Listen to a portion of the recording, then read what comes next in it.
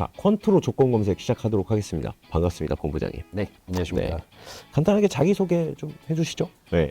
네, 저는 핀테크 기업 뉴지스탁이라는 회사를 10여 년 전에 창업했고요. 지금까지 이제 회사를 운영하면서 이런 퀀트 관련 서비스를 직접 기획하고 운영하고 있습니다. 우리가 흔히 알고 있는 퀀트적인 지식을 바탕으로 우리가 투자를 하잖아요. 네. 이게 진짜로 돈을 벌 수 있게 해줄까의 관점에서 보면은 네. 사실 그렇지 않은 것도 있고 그런 것도 있단 말이에요. 그렇죠. 네. 그래서 어떤 그런 것도 좀 검증을 좀 해줄 수 있으신가 해서 이렇게 모신 것도 있거든요. 퀀트라고 하면 어려워하시는 분들이 많은데 사실은 데이터 기반의 투자를 전부 다 퀀트라고 할 수 있거든요. 심지어 우리가 알고 있는 투자 대가들 있잖아요. 월터 슈로스, 그렇죠. 네. 뭐 이런 사람들도 대부분 퀀트 투자자예요. 자기가 정한 룰 기반으로 투자를 하는 거죠. 그럼 우리가 퀀트라는 걸 좀 쉽게 생각해 보면 말 그대로 정량적인 데이터를 근거로 분석을 하는 방식이라고 생각하면 될까요? 맞습니다. 네. 뭐 그게 초단타가 될 수도 있고 1년 단위 투자가 될 수도 있고 데이터 기반, 정량적 기반의 투자를 의미합니다. 그럼 진짜 팩트 오브 팩트네요.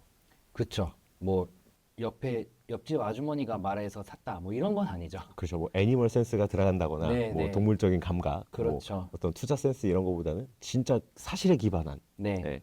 근데 이제 우리가 어떤 정량적인 데이터들인지 잘 몰라요, 사실. 크게 분류하자면 정형 데이터와 비정형 데이터. 제가 어려운 단어 안 쓰려고 했지만 그래도 한번 짚고 넘어가면 비정형 데이터는 뉴스 같은 거를 말하고요. 정형 데이터는 뭐 재무 같은 거, 영업이익, 매출액 아니면은 우리 영웅문 차트에 보면은 거래량, 뭐 5일 이동 평균선 이런 정형 데이터 이런 것들을 다 이제 사용하는 게 퀀트입니다. 그럼 비정형은 어떤 이슈, 그렇죠. 뉴스 네. 이런 것들 비정형이고 정형은 이제 우리가 흔히 얘기하는 데이터 기반의 뭐 재무제표가 될 수도 있고 멀티플이 될 수도 있고 다양한 그런 이제 숫자적인 데이터들을 얘기하는 거네요. 예, 정확합니다. 둘 다 섞으면 좋긴 해요. 그래서 정형 분석과 또 전문가분들의 미래지향적인 뭐 그런 걸 섞으면 좋은데 저 개인적으로도 그렇고 좀 정형 데이터만 쓰자는 주의긴 합니다.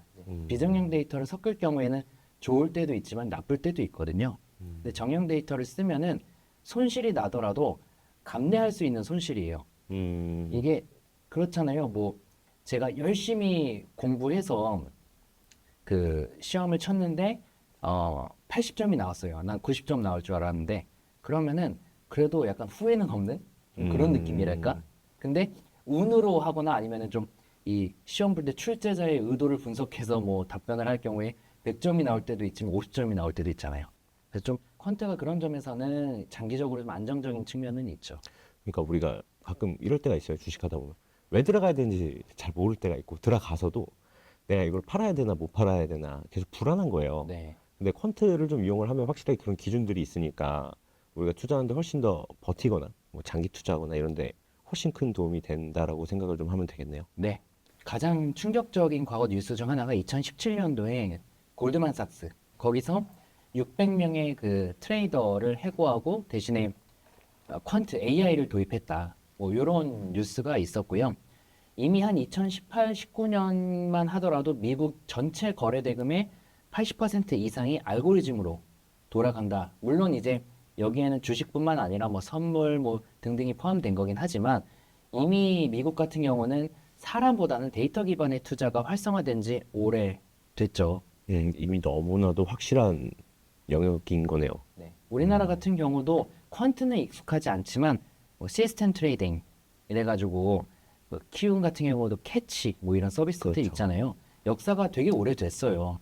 그래서 그런 것들도 다 전부 데이터 기반으로 투자하는 거라서 퀀트도 그런 영역 그리고 역사도 오래됐는데 요즘에 와서 그래도 화두가 되는 결정적인 이유는 비전문가들도 쓸 수 있게 쉽게 특히 AI의 도움을 받아서 쉽게 서비스가 나오다 보니까 아예 전문가가 아닌 비전문가의 영역까지도 내려왔다고 볼 수 있는 거죠. 근데 요새는 AI 덕분에 말만 하면 전략을 짜주는 뭐 그런 시대가 돼서 이제 투자 아이디어만 있으면 나만의 전략을 짜는 시대가 와버렸죠. 본부장님, 그럼 우리가 이제 퀀트로 어떻게 조건을 좀 잡아야 되고 어떻게 시뮬레이션을 하는지 전반적인 과정들에서 어떻게 우리가 거래를 좀 하면 좋을까요?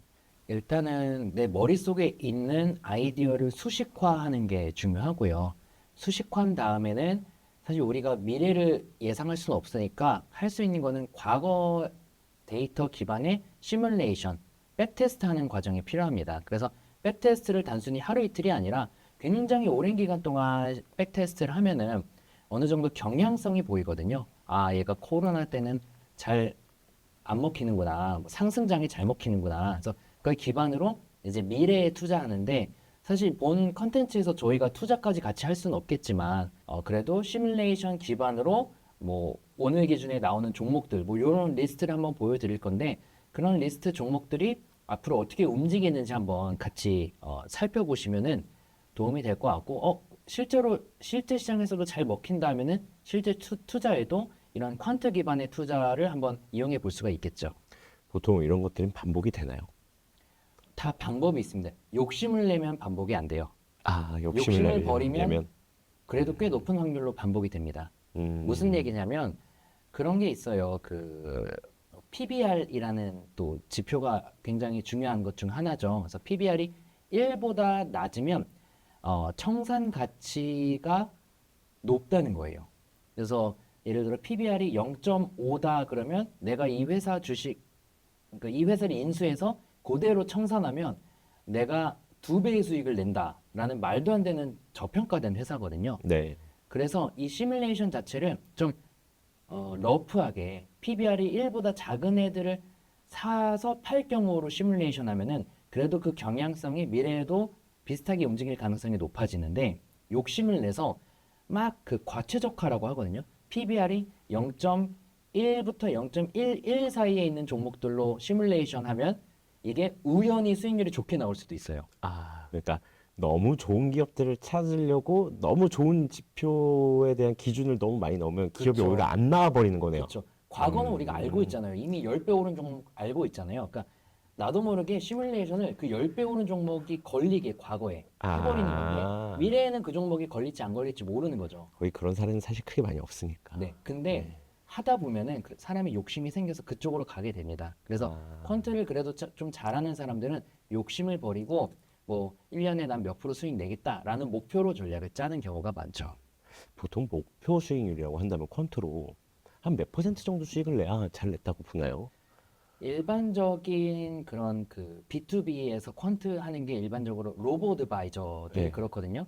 로보드바이저들은 보통 주식과 채권처럼 상관성이 낮은 거에 투자해서 이제 주기적으로 리밸런싱 비중을 맞춰주는 작업을 해서 연 한 10% 목표를 하고요. 오, 꽤 되네요. 네. 연 10%면은 사실 은행 금리나 아니면 연기금보다는 높은 수익률이니까. 근데 그거보다 좀 더 고빈도 트레이딩을 하시는 분들 같은 경우는 그래도 연 한 30% 정도는 목표를 최소로 하죠. 많게는 50% 정도를 하고요. 시뮬레이션이라는 게 사실 과거니까 딱 미래를 보장하지는 않잖아요. 그렇죠. 궁금했어요. 네. 이게 미래에는 다양한 사건들이 있을 수 있고 그 기업에 또 새로운 이슈가 있을 수도 있고 이게 과거를 본다고 해서 미래를 꼭 맞출 수 있을까? 라는 어떤 그런 의문이 좀 들거든요. 그래서 경향성을 보는 겁니다. 예를 경향성. 들어 과거에도 북한이 미사일을 쏘거나 혹은 정치적으로 큰 사건이 터지거나 전쟁이 나거나 과정이 중요하지 않고 나쁜 일이라는 결과가 발생하면서 시장이 폭락한 거잖아요. 미래에도 과정은 중요하지 않아요. 그런 폭락이 발생할 수 있는 결과, 즉 이렇게 전략을 짰더니 과거의 폭락장에 잘 버텼네. 그럼 미래에 무슨 일인지 모르겠지만 폭락장이 나왔을 때 잘 버틸 확률이 높아지는 거죠. 반대로 폭락장에도 좀 많이 떨어지지만 얘는 상승장에 항상 돈을 벌었네. 그럼 미래에도 그럴 가능성이 높아지는 거죠. 어떤 그 본질적인 어떤 사건, 그러니까 사건이 발생했을 때 본질적인 움직임을 분석을 하는 거네요. 그렇죠. 네. 예, 뭐 작은 문제들의 영향을 받더라도 요거는 딱 정해져 있는 패턴이다. 이런 식의 접근이네요. 네, 그렇죠. 네. 예를 들어서 그 기술적 지표 활용해서 많이 활용하는 것 중 하나가 골든 크로스거든요. 그래서 짧은 기간 동안의 이동 평균선이 긴 기간 동안의 이동 평균선을 돌파할 때 사서 다시 이탈할 때 파는 뭐 이런 전략인데 사실 여러 경우에서 잘 나온 경우만 뽑으면 뭐 열에 한두 번 정도는 그렇게 해서 돈을 벌 수도 있는데 이거를 단순히 그 조건식이라고 해요. 한 줄 조건식을 넣어서 시뮬레이션을 해보면 그 화면에 보이겠지만 연 평균 한 70% 80% 마이너스가 납니다. 거의 매년. 왜 그럴까요? 이게 그냥 골든 크로스가 좋다라고 하고 들어갔으면 예. 거의 99.9% 손실을 보실 거예요. 근데 시뮬레이션을 해봤더니 골든 크로스 전략은 쓰면 안 되는 거구나 하는 것 자체만으로도 여러분들은 기회 손실을 안 보신 거죠. 그러니까 돈을 오히려 잃지 않게 된 거고, 한편으로는 그러면 나만의 골든 크로스 전략을 만들면서 돈 버는 전략을 만들 수도 있겠죠. 음. 또 하나 그 퀀트가 뭔지 좀 오늘 첫 시간이니까 예시를 좀 들어드리면, 신일전자라는 선풍기 판매하는 회사가 있어요. 이 회사의 판매량의 60% 이상의 선풍기인데, 그러면 일반적인 투자자들 생각은 올 여름이 굉장히 더웠다. 그럼 선풍기 판매량이 증가하면 이 회사가 여름철에 주가가 오를 거라고 생각하지만, 정말 뭐 어려운 것도 아니에요. 매년 이 신일전자의 주가 변동을 월별로 분석한 거를 평균 내보면, 신일전자는 지난 2000년부터 지난 2022년까지 그 여름철에 올랐던 게 한 번밖에 없고요. 오, 의외네요. 그 외 모든 여름철에 크게 빠졌습니다. 이게 이제 트레이딩을 좋아하시는 분들은 약간 이렇게 볼 수 있어요. 재료가 오히려 그 사건이 발생하는 그렇죠. 시점에 소멸한다. 그렇죠. 기대감에 오히려 오른 거죠. 선반영됐다는 네. 얘기네요. 그럼 모든 주식이 이러느냐? 또 그렇지 않아요. 뭐 요새는 황사가 너무 일반화됐지만, 과거에 이제 황사가 주요 이슈일 때는 봄철에 마스크 수요가 늘어나니까 그렇죠. 봄철에 마스크 관련 주들이 항상 올랐거든요. 그거는 이제 내 이론대로 주가가 움직이는 거고요. 또 여러분들이 그 많이 좋아하시는 삼성전자 같은 경우도 매년 9월부터 4월까지 보통 오르고요. 5월부터 9월 전까지 보통 떨어집니다. 통계적으로 그렇게 나오나 보네요. 통계적으로요. 매년 그렇지는 않고요. 어떤 해는 정반대로 움직이고요. 근데 그런 통계를 활용해서 만약에 지난 2007년부터 최근까지, 제가 방송 오기 전에 이제 시뮬레이션을 했는데, 그 9월부터 4월까지 보유할 때와 아니면 그냥 보유할 때, 그냥 보유할 때가 그 빨간색이고, 이제 9월부터 4월까지만 보유할 때가 파란색이에요. 훨씬 더 성과가 좋네요. 2배가량 좋죠. 그러니까 이게 뭐 앞으로 당장 내일부터는 달라질 수도 있어요. 근데 참고로 삼성전자가 이런 패턴을 가지는 거는 제가 2014년 정도부터 자주 이야기했던 부분이고, 그 이후로도 계속 그런 패턴이 이어지고 있거든요. 그래서 이 사실 삼성전자의 앞으로의 미래 전망, 반도체 현황, 글로벌 정세 분석하는 거 물론 중요합니다. 하지만 정말 단순히 통계적으로 얘는 이럴 때 사는 게 유리하더라 라는 걸 좀만 여러분들 투자에 가미한다면 승률 자체가 많이 올라갈 수 있겠죠. 오늘은 본부장님께서 준비해 주신 퀀트 조건식은 어떻게 됩니까? 가장 기본이 되는 지표 중 하나죠. 매출액과 영업이익. 그래서 매출액과 영업이익이 증가하는 기업을 사면 돈을 벌까? 이게 많이 궁금해 하실 거고, 이론적으로는 돈을 벌어야 되잖아요. 그래서 제가 미리 시뮬레이션을 좀 해왔는데, 첫 번째는 그 트레일링이라는 게 뭐냐면 좀 어려운 용어지만 최근 4개 분기예요.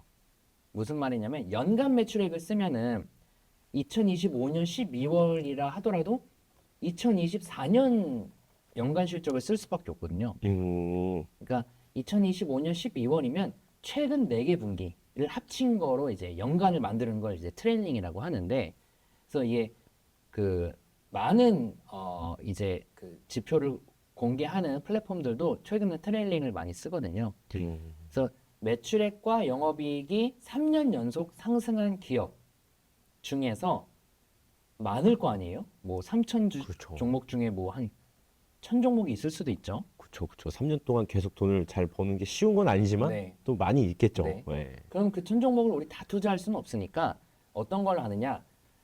매출액, 최근 1년 매출액이 가장 많이 오른 10종목을 사서 1년 단위로 종목 교체를 합니다. 그랬을 경우 이제 그래프를 보시면 수치가 정확히 나와 있지는 않지만 마이너스 한 50% 정도가 나와요. 아, 오히려 손실이네요. 네, 이게 2010년부터 제가 2025년 연말까지 시뮬레이션 한 거거든요. 오, 그러니까 3년 연속 증가하고 최근 1년에도 매출액이 이렇게 증가한 좋은 기업이다 해서 사면은 웬만하면 돈을 잃으실 겁니다. 왜요? 왜요? 참, 어떻게 보면 참 배신감이 드네요. 아마 네. 선반영돼서 그렇지 않을까요? 이런 선반영돼서. 실적이 주가에 선반영돼서. 그래서 그 다음 케이스는 제가 똑같은 조건이지만 최근 2년 동안 주가 상승률이 50% 미만.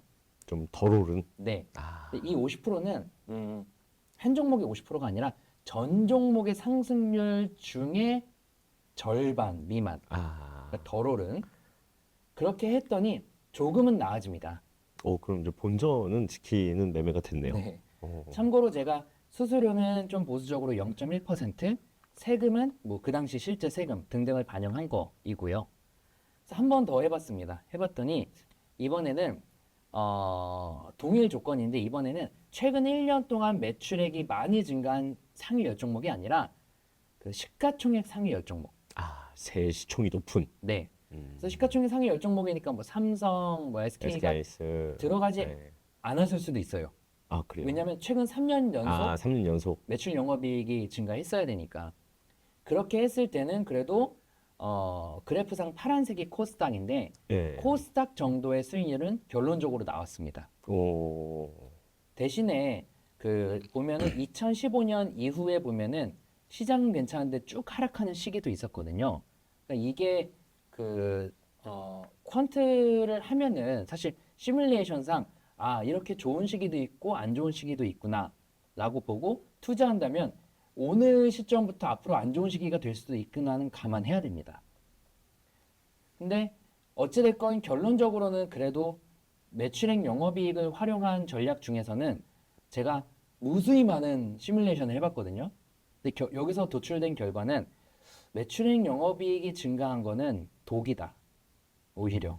오히려 좋은 조건이 아니네요. 네.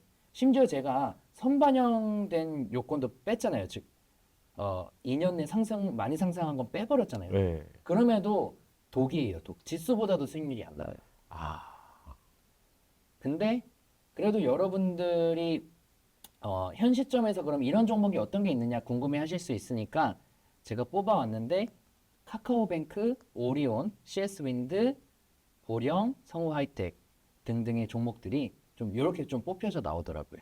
그럼 여기서 좀만 더 좋은 아이디어만 좀만 더 추가하면 더 좋은 종목들이 나올 수 있을 거라고 생각을 합니다.